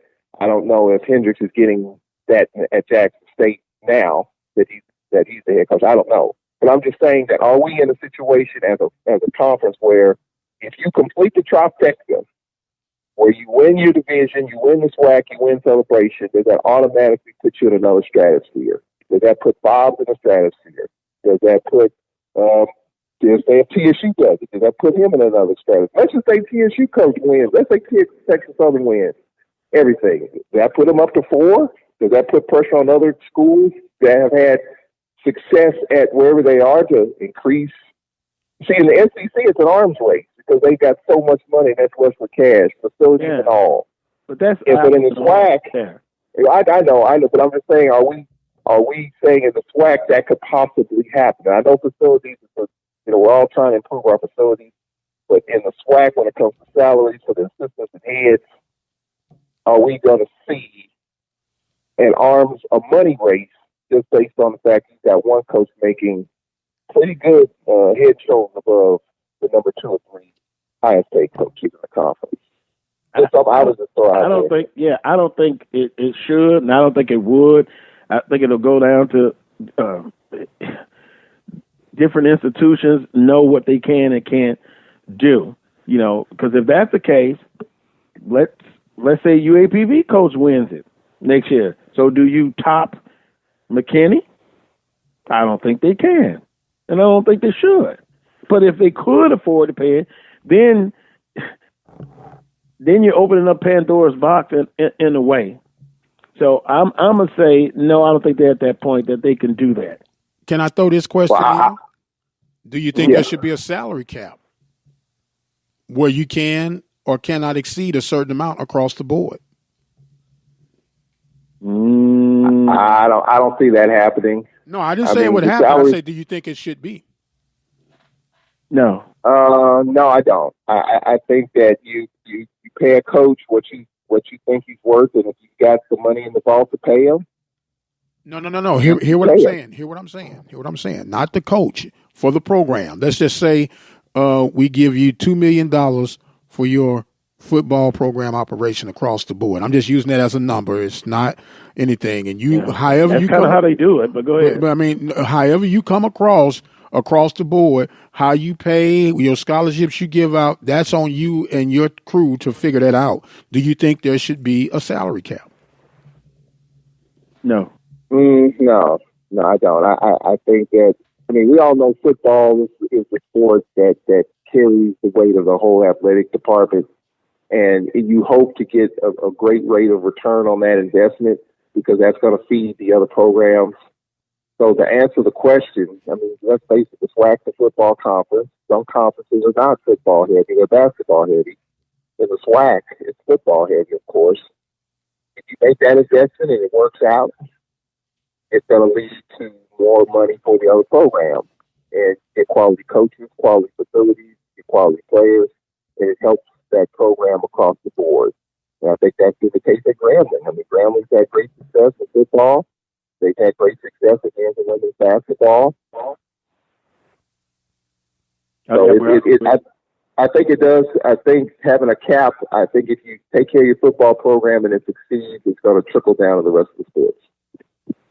Well, we're going to end the conversation here. At least, hopefully, in this area, it took your mind off of the storm and the weather for at least 2 hours, and the conversation, I'm sure, will continue. I'll hear from you, I'm sure. I want to thank all of the guests, which was one. We give Roman Banks a pass. He had something that came up, but we'll look to reschedule him. I want to thank Charles Edmond, Dr. Michael Prince for producing, and all of you who listen in. We appreciate you. Make sure to tune in Tuesday, 10 a.m. on the Open Mic Broadcast Network and Spreaker.com. Me and Dr. Prince will be having a show at SWAC Football Media Day, and then next Saturday at 10 a.m. to 12 noon Central Standard Time for another edition of the Carlos Brown Show. Until that time, have a great weekend. Peace and God bless.